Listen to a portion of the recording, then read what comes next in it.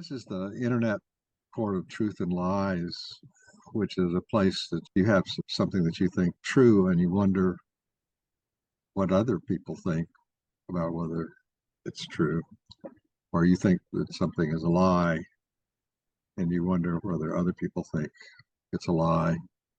This gives a system that enforces dialogue on dissecting a truth or dissecting a lie, that allows people to communicate with each other about the way they're thinking about what the subject matter was, as to whether or not it was a truth or a lie. That's what we're doing. We're doing a case called perceived con lies. And con is a funny English word, but it is an English word. And if you are not familiar with it, this idea of a con man, what the derivative, the etymology of the word is, con is the prefix on a longer term. Andrew, you might remember what con refers to. A con man refers to a confidence man. Yeah. A con means a confidence man. Yeah, because he's misusing your confidence. Yes, he's misusing your confidence. It's pretty much by definition, they are liars. And they can lie in all kinds of ways. Most confidence men will gain your trust, if they don't already have it, by telling you a lot of truths. The truths themselves may well be factual truths. The intention is to tell you the truth because they're telling you the truth and they mean to be telling you the truth. But the motivation for telling you the truth is where the deceit is. They're telling you the truth in order to get you to buy into a lie. It could be vastly worse than that. They could be telling you a lot of truths over a long period of time to get you to buy into a lot of lies over a long period of time. They know they're the truth. They know that you can validate that they're telling the truth. And they use that to get you to trust them. And then they start lying to you to get you to do something that you would never normally do. Perceived con lies is a short article on how con men manipulate other people. And of course, in today's world, you see this. Most dictators are actually voted in. They're voted in by the populace. Later, the populace finds out that they were being conned because the dictator was using the truth to build. And then after that, he will lie to you and you will obey them as if they're telling the truth, even though you know that they're lying, because you're afraid of them at that point. If you want to know a trick for getting power over other people, look up confidence men. That's what these people are. They're confidence men. This is an interesting case. What I'm trying is this truth that people can lie to themselves if they believe the truth teller is trying to con them, when the truth teller is in fact sincerely explaining the truth. So what that says is that once you've been conned and the truth teller is in fact now lying, and you know he's lying, but you can't deny it to other people because you've been conned.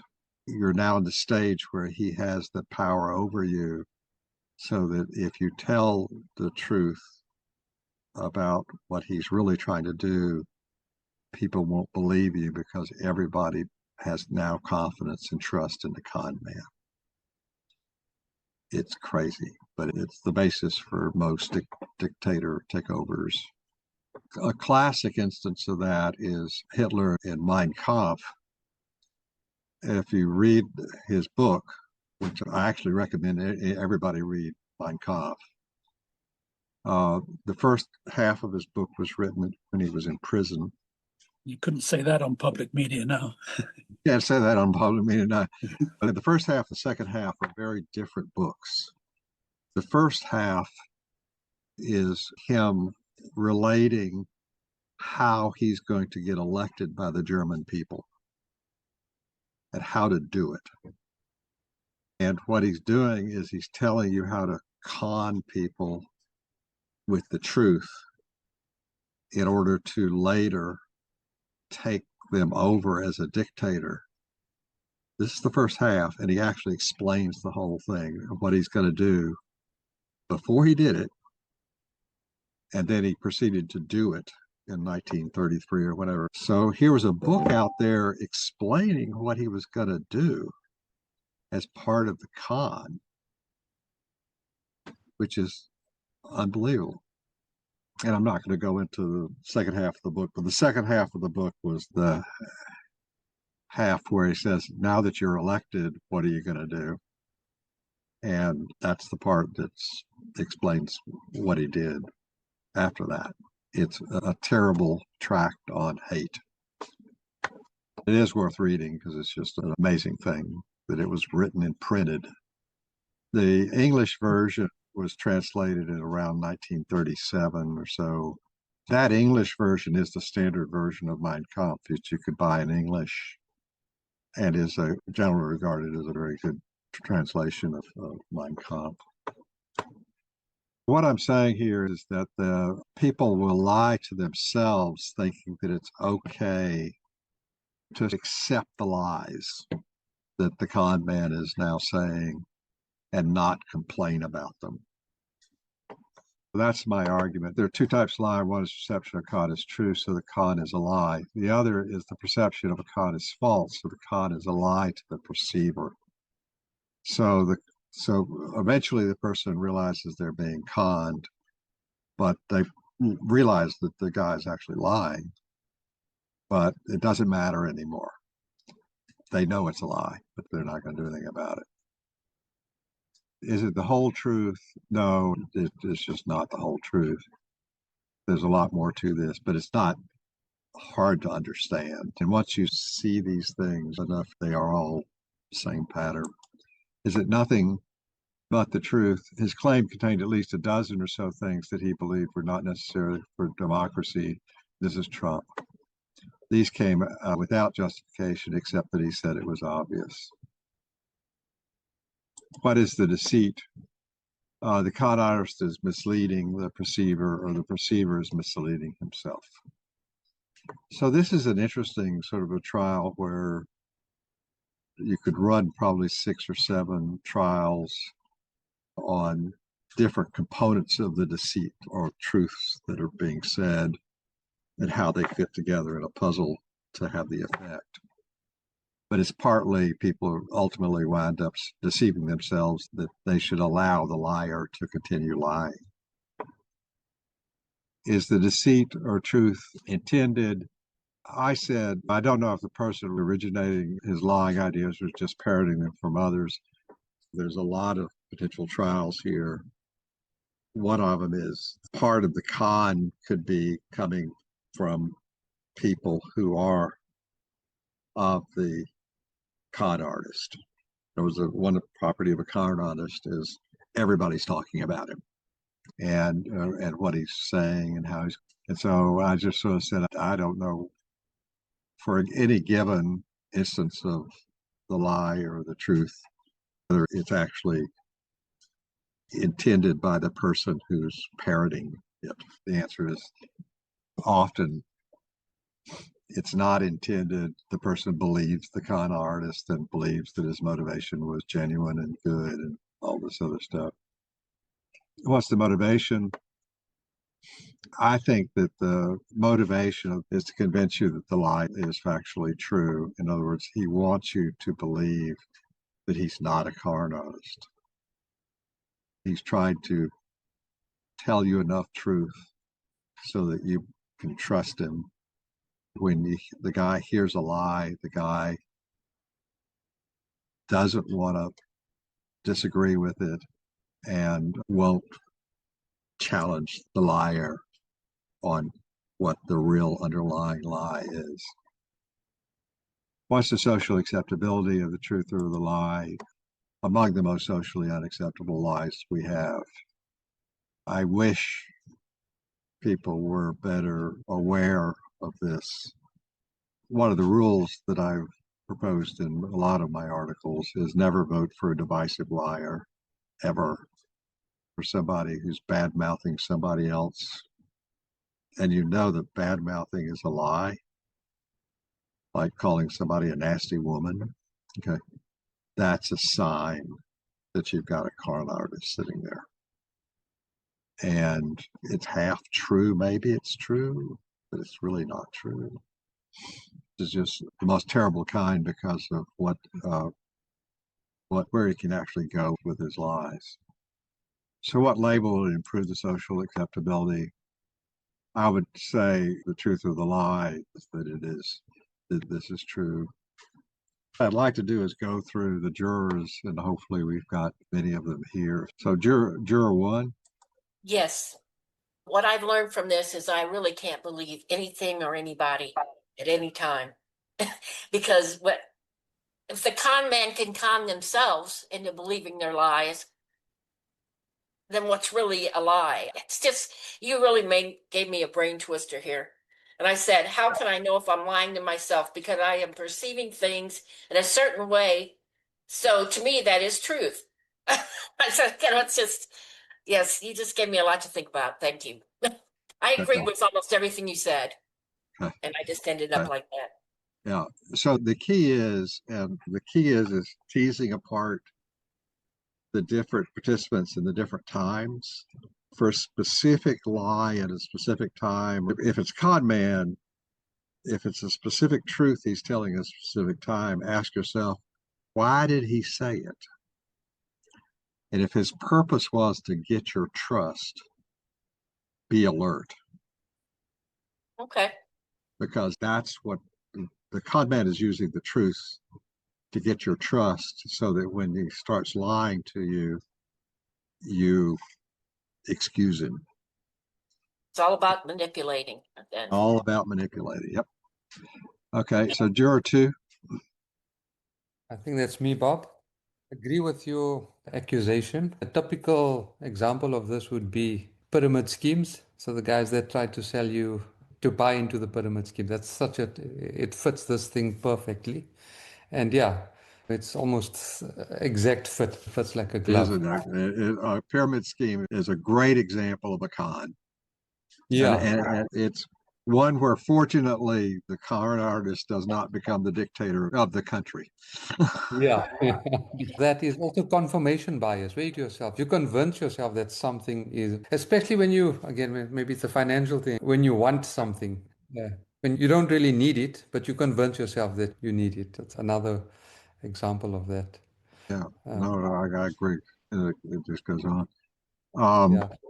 So one of the key elements of this, and I put that in the first picture, the frog, cons work slowly. They don't work instantaneously. One of the attributes of these cons is that they're not instantaneous.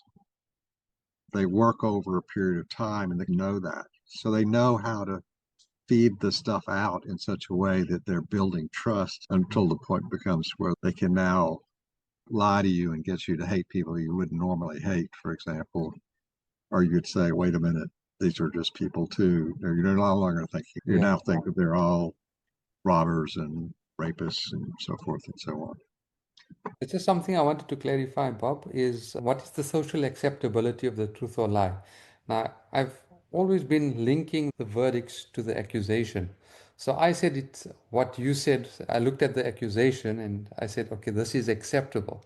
And I see you said it's unacceptable. So I just wanted to clarify, is the way I'm interpreting the question, is it linked to the accusation or is it linked to you're doing exactly what I was trying to do with this trial, which is to tell you that this was exactly the comment I made earlier when I said you could probably bring a dozen trials here, each one on a different aspect of this.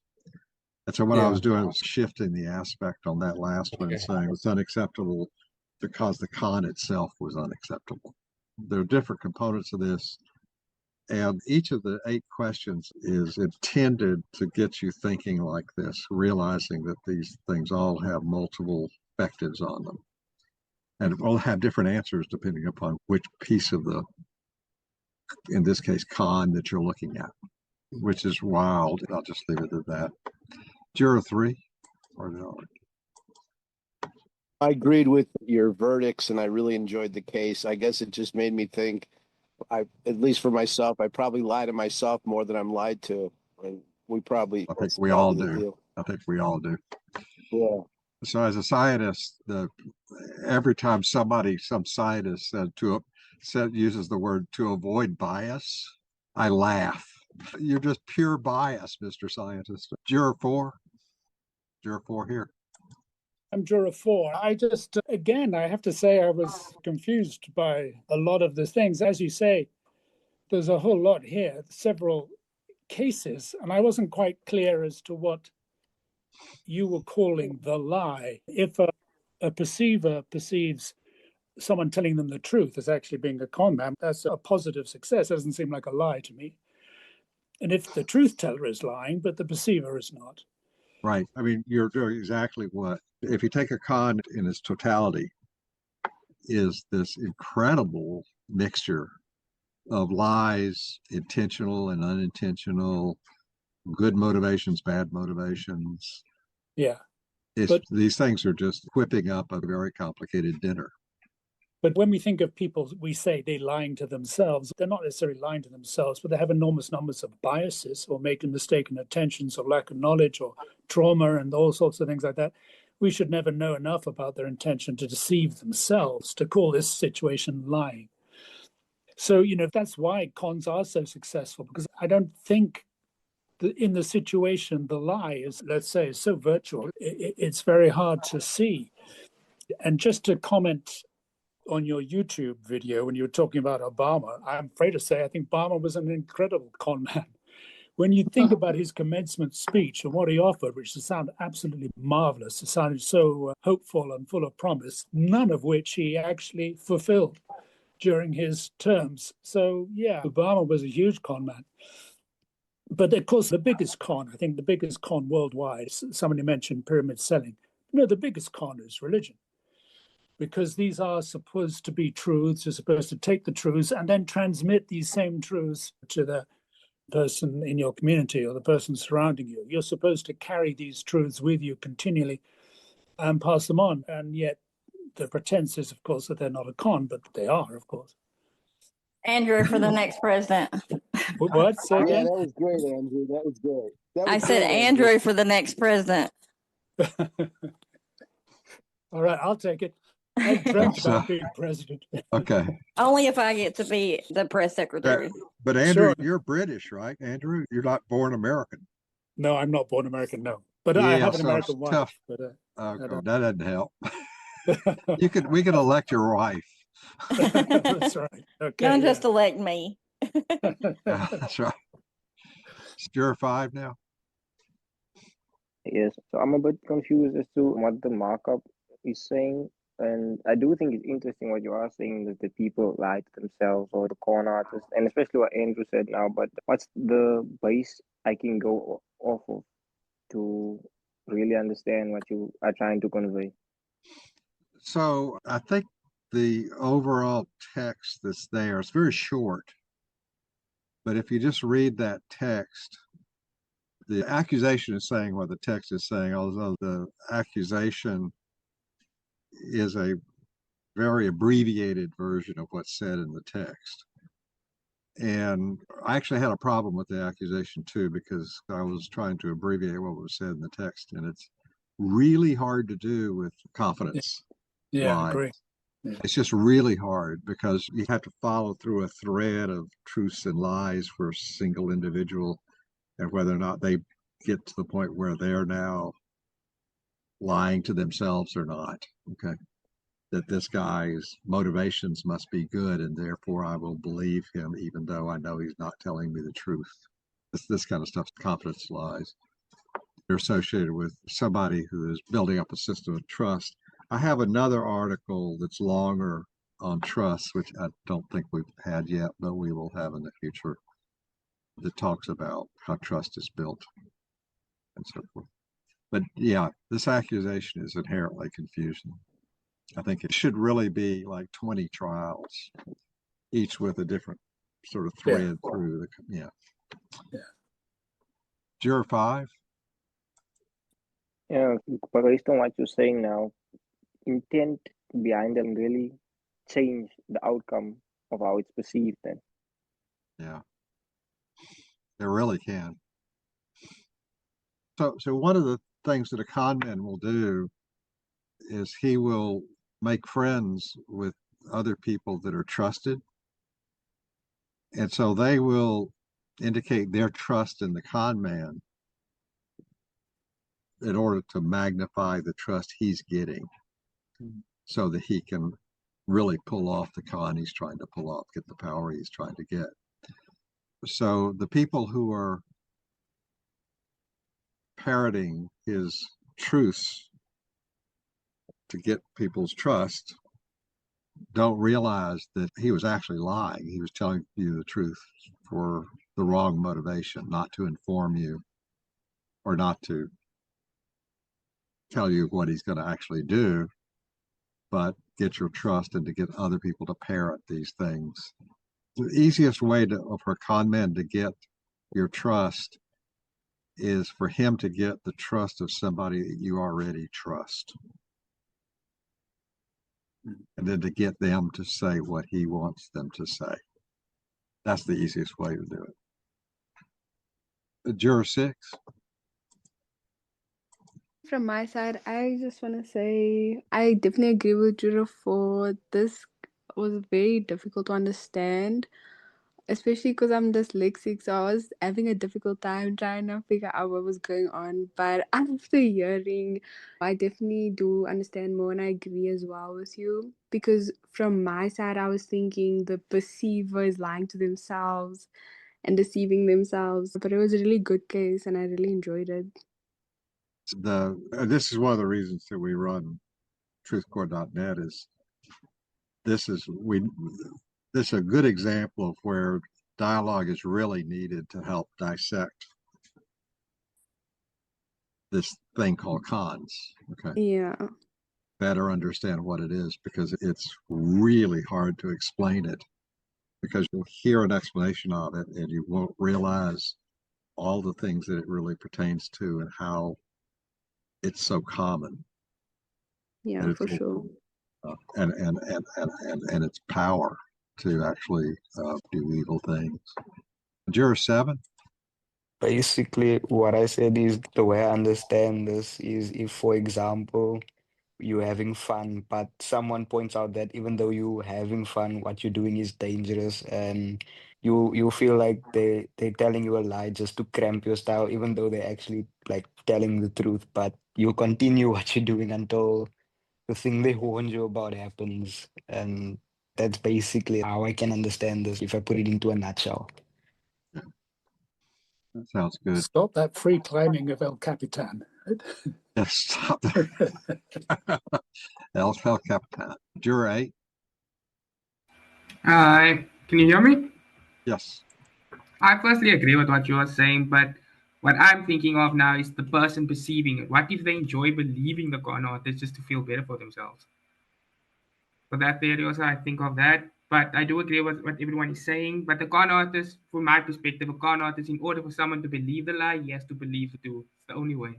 So there's an aspect of the con man about what the con man fears, which is the con man will fear that somebody else that you trust will expose the con that he's doing to you.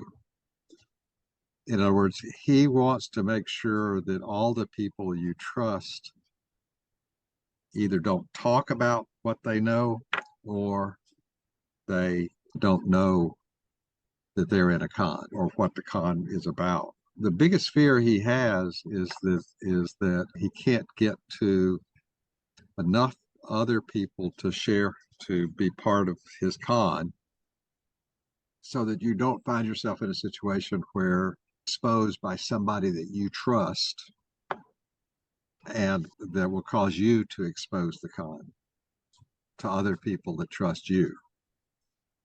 The thing that they're most fearful of is that somebody comes along who will expose the con to other people who will trust the person exposing the con more than they trust the con man.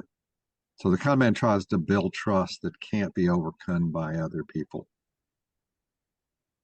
Like he's a hero, that kind of concept. So this is good. I'm sure y'all like the fact that the paper was short. I'll try to make more short papers. But so if there's nothing else, we'll have a trial next week. Next week, the trial is called Flashy Crypto. And that will go into this idea of a discussion we had earlier on chipping people, that I believe that we should be chipping each other so that we can stop the evil. Interesting trial. Okay. See you So, next so week. see y'all next week. Bye. Okay, bye everyone. Bye, everyone. Bye. Have a good weekend. You too. Yeah, you